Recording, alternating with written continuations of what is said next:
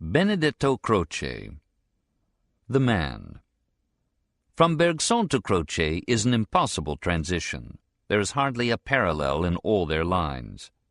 Bergson is a mystic who translates his visions into deceptive clarity. Croce is a skeptic with an almost German gift for obscurity. Bergson is religiously minded, and yet talks like a thoroughgoing evolutionist. Croce is an anti-clerical who writes like an American Hegelian. Bergson is a French Jew who inherits the traditions of Spinoza and Lamarck. Croce is an Italian Catholic who has kept nothing of his religion except its scholasticism and its devotion to beauty. Perhaps the comparative infertility of Italy in the philosophy of the last 100 years is due in some part to the retention of scholastic attitudes and methods even by thinkers who have abandoned the old theology. More of it, doubtless, is due to the northward movement of industry and wealth. Italy might be described as the land that had a Renaissance but never a Reformation. It will destroy itself for beauty's sake, but it is as skeptical as Pilate when it thinks of truth.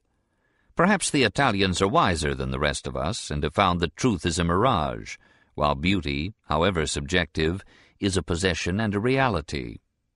The artists of the Renaissance, excepting the somber and almost Protestant Michelangelo, whose brush was the echo of Savonarola's voice, never worried their heads about morals or theology.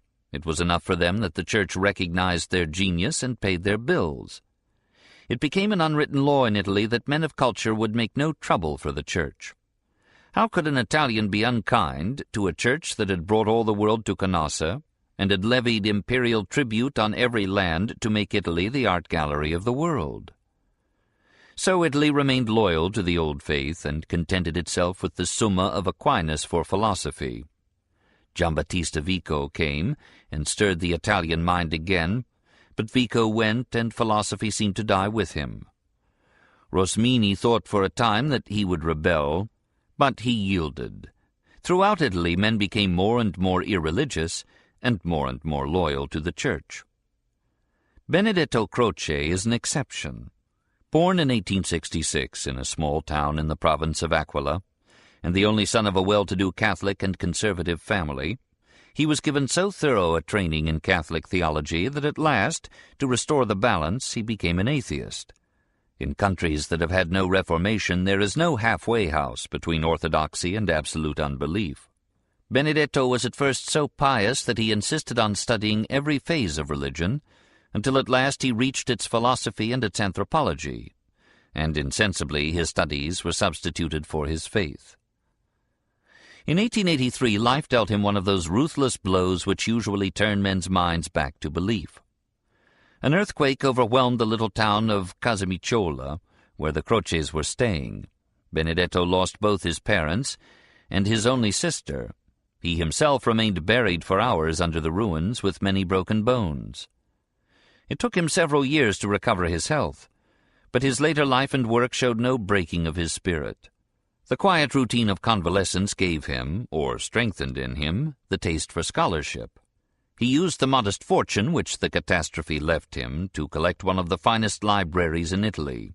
He became a philosopher without paying the usual penalty of poverty or a professorship. He realized Ecclesiastes' cautious counsel that wisdom is good with an inheritance. He has remained throughout his life a student, a lover of letters and of leisure. It was against his protests that he was drawn into politics and made Minister of Public Education, perhaps to lend an air of philosophic dignity to a cabinet of politicians. He was chosen to the Italian Senate, and as the rule in Italy is, once a senator, always a senator, the office being for life. Croce provides the spectacle, not unusual in ancient Rome, but rather unique in our day, of a man who can be a senator and a philosopher at the same time. He would have interested Iago, but he does not take his politics too seriously. His time goes chiefly to the editing of his internationally famous periodical, La Critica, in which he and Giovanni Gentile dissect the world of thought and belles lettres. When the War of 1914 came, Croce, angered at the thought that a mere matter of economic conflict should be permitted to interrupt the growth of the European mind, denounced the outbreak as suicidal mania. and even when Italy had of necessity thrown in her lot with the Allies, he remained aloof, and became as unpopular in Italy as Bertrand Russell in England or Romain Rolland in France. But Italy has forgiven him now, and all the youth of the land look up to him as their unbiased guide, philosopher, and friend. He has become for them an institution as important as the universities. It is nothing unusual now to hear judgments of him like Giuseppe Natoli's. The system of Benedetto Croce remains the highest conquest in contemporary thought. Let us inquire into the secret of this influence.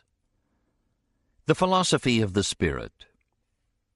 His first book, in its original form, was a leisurely series of articles, 1895 to 1900, on historical materialism and the economics of Karl Marx. He had been immensely stimulated by Antonio Labriola, his professor at the University of Rome. Under his guidance, Croce had plunged into the labyrinths of Marx's Capital. This intercourse with the literature of Marxism and the eagerness with which for some time I followed the socialistic press of Germany and Italy stirred my whole being, and for the first time awakened in me a feeling of political enthusiasm, yielding a strange taste of newness to me. I was like a man who, having fallen in love for the first time when no longer young, should observe in himself the mysterious process of the new passion. But the wine of social reform did not quite go to his head. He soon reconciled himself to the political absurdities of mankind, and worshipped again at the altar of philosophy.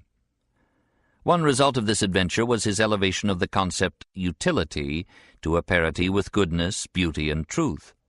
Not that he conceded to economic affairs the supreme importance given to them in the system of Marx and Engels. He praised these men for a theory which, however incomplete, had drawn attention to a world of data before underrated and almost ignored. But he rejected the absolutism of the economic interpretation of history as an unbalanced surrender to the suggestions of an industrial environment. He refused to admit materialism as a philosophy for adults or even as a method for science. Mind was to him the primary and ultimate reality. And when he came to write his system of thought, he called it, almost pugnaciously, the philosophy of the spirit. For Croce is an idealist, and recognizes no philosophy since Hegel's. All reality is idea.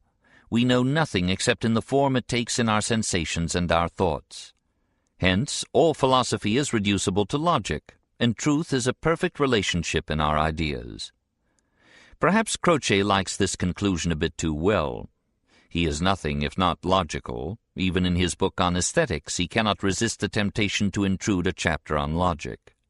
It is true that he calls philosophy the study of the concrete universal, and science the study of the abstract universal, but it is the reader's misfortune that Croce's concrete universal is universally abstract. He is, after all, a product of the scholastic tradition. He delights in abstruse distinctions and classifications that exhaust both the subject and the reader.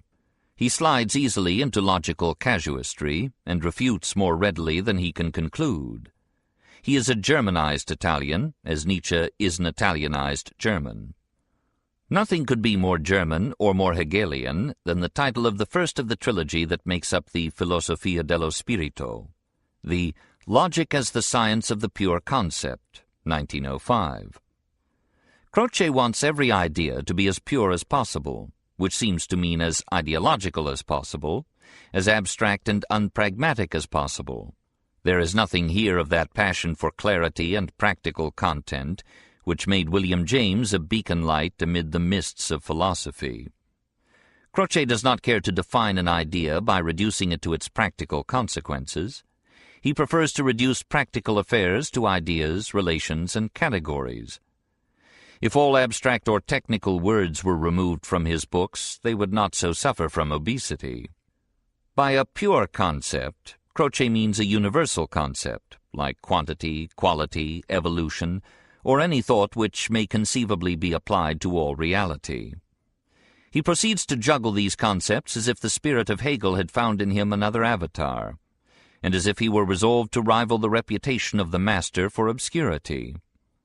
By calling all this logic, Croce convinces himself that he scorns metaphysics, and that he has kept himself immaculate from it. Metaphysics, he thinks, is an echo of theology, and the modern university professor of philosophy is just the latest form of the medieval theologian. He mixes his idealism with a certain hardness of attitude towards tender beliefs. He rejects religion. He believes in the freedom of the will, but not in the immortality of the soul. The worship of beauty and the life of culture are to him a substitute for religion. Their religion was the whole intellectual patrimony of primitive peoples. Our intellectual patrimony is our religion. We do not know what use could be made of religion by those who wish to preserve it side by side with the theoretic activity of man, with his art, his criticism, and his philosophy. Philosophy removes from religion all reason for existing. As the science of the spirit, it looks upon religion as a phenomenon, a transitory historical fact, a physic condition that can be surpassed. One wonders if La Gioconda's smile did not hover over the face of Rome when it read these words.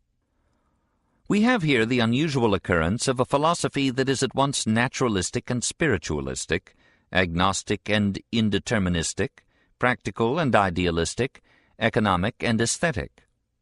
It is true that Croce's interest is caught more surely by the theoretical than by the pragmatic aspects of life. But the very subjects he has essayed bear witness to an honorable effort to overcome his scholastic inclinations. He has written an immense volume on the philosophy of the practical, which turns out to be in part another logic under another name, and in part a metaphysical discussion of the old problem of free will. And in a more modest tome on history, he has achieved the fruitful conception of history as philosophy in motion, and of the historian as one who shows nature and man not in theory and abstraction, but in the actual flow and operation of causes and events. Croce loves his Vico and warmly seconds the earlier Italian's plea that history should be written by philosophers. He believes that the fetish of a perfectly scientific history has led to a microscopic erudition in which the historian loses the truth because he knows too much. Just as Schliemann exhumed not only one Troy but 7 after scientific historians had shown that there had been no Troy at all, so Croce thinks the hypercritical historian exaggerates our ignorance of the past. I recollect the remark made to me when I was occupied with research work in my young days, by a friend of but slight literary knowledge, to whom I had lent a very critical, indeed hypercritical, history of ancient Rome. When he had finished reading it, he returned the book to me, remarking that he had acquired the proud conviction of being the most learned of philologists, for the latter arrive at the conclusion that they know nothing as the result of exhausting toil, while he knew nothing without any effort at all, simply as a generous gift of nature. Croce recognizes the difficulty of finding out the actual past, and quotes Rousseau's definition of history as the art of choosing from among many lies that one which most resembles the truth. He has no sympathy with the theorist who, like Hegel or Marx or Buckle, distorts the past into a syllogism that will conclude with his prejudice. There is no foreordained plan in history, and the philosopher who writes history must devote himself not to the tracing of cosmic designs, but to the revelation of causes and consequences and correlations. And he will also remember that only that part of the past is of value which is contemporary in its significance and its illumination. History might at last be what Napoleon called it, the only true philosophy and the only true psychology, if historians would write it as the apocalypse of nature and the mirror of man. What is beauty? Croce came to philosophy from historical and literary studies, and it was natural that his philosophic interest should be deeply colored by the problems of criticism and aesthetics. His greatest book is his Aesthetic, 1902. He prefers art to metaphysics and to science. The sciences give us utility, but the arts give us beauty.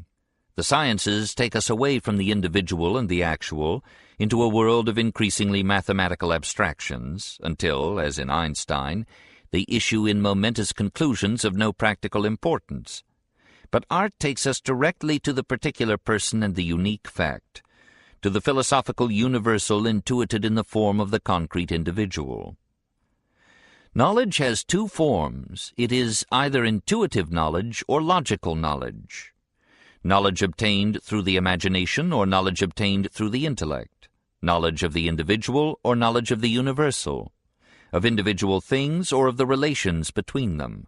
It is the product either of images or of concepts. The origin of art, therefore, lies in the power of forming images. Art is ruled uniquely by the imagination. Images are its only wealth. It does not classify objects, it does not pronounce them real or imaginary, does not qualify them, does not define them. It feels and presents them, nothing more. Because imagination precedes thought and is necessary to it, the artistic or image-forming activity of the mind is prior to the logical concept-forming activity. Man is an artist as soon as he imagines, and long before he reasons. The great artists understood the matter so. One paints not with the hands but with the brain, said Michelangelo, and Leonardo wrote, "The minds of men of lofty genius are most active in invention when they are doing the least external work."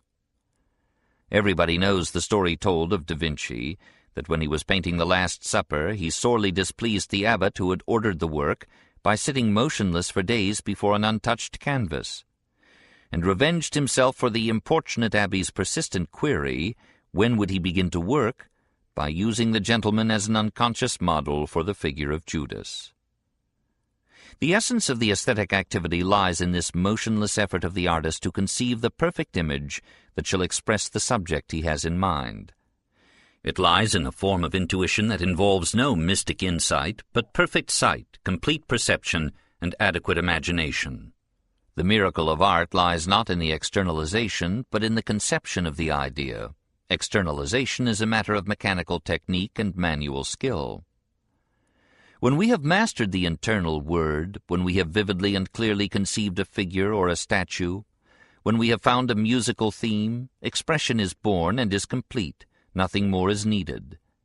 If, then, we open our mouth and speak or sing, what we do is to say aloud what we have already said within, to sing aloud what we have already sung within. If our hands strike the keyboard of the pianoforte, if we take up pencil or chisel, such actions are willed. They belong to the practical, not to the aesthetic activity. And what we are then doing is executing in great movements what we have already executed briefly and rapidly within. Does this help us to answer that baffling question, what is beauty? Here, certainly, there are as many opinions as there are heads, and every lover in this matter thinks himself an authority not to be gainsaid.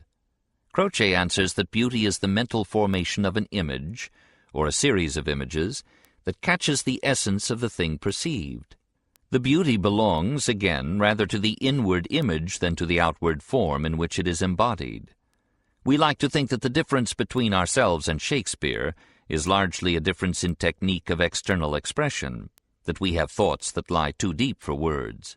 But this is a fond illusion. The difference lies not in the power of externalizing the image, but in the power of inwardly forming an image that expresses the object.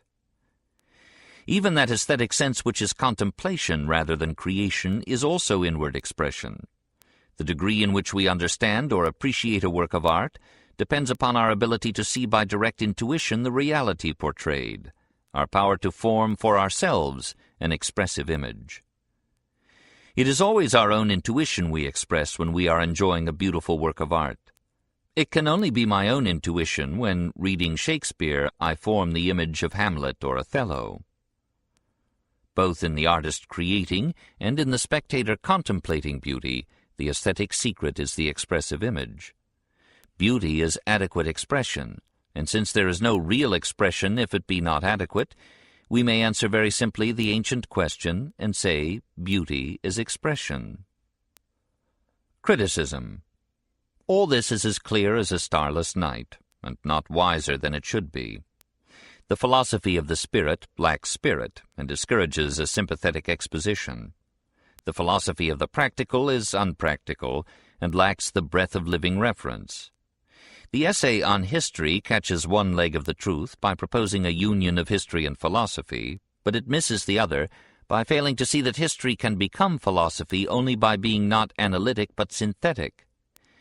Not shredded history, giving in separate books the separate story of the supposedly insulated activities of men, economic, political, scientific, philosophical, religious, literary, and artistic, but what one might call, not too seriously, wedded history. History in which all the phases of human life in a given period, made as brief as individual frailty may require, shall be studied in their correlation, in their common response to similar conditions, and in their varied mutual influence. That would be the picture of an age, the image of the complexity of man. It would be such history as a philosopher would consent to write. As to the aesthetic, let others judge. At least one student cannot understand it. Is man an artist as soon as he forms images? Does the essence of art lie only in the conception and not in the externalization? Have we never had thoughts and feelings more beautiful than our speech? How do we know what the inward image was in the artist's mind, or whether the work that we admire realizes or misses his idea? How shall we call Rodin's Harlot beautiful, except because it is the expressive embodiment of an adequate conception though it be of an ugly and distressing subject? Aristotle notes that it pleases us to see the faithful images of things that are repugnant to us in reality. Why, except that we reverence the art that has so well embodied the idea? It would be interesting, and no doubt disconcerting, to know what artists think of these philosophers who tell them what beauty is. The greatest living artist has abandoned the hope of answering the question. I believe, he writes, that we shall never know exactly why a thing is beautiful. But the same mellow wisdom offers us a lesson which we learn, usually, too late. No one has ever been able to show me precisely the right way. As for me, I follow my feeling for the beautiful. What man is certain of having found a better guide? If I had to choose between beauty and truth, I should not hesitate. It is beauty I should keep. There is nothing true in the world except beauty. Let us hope that we need not choose. Perhaps we shall someday be strong enough and clear enough in soul to see the shining beauty of even the darkest truth.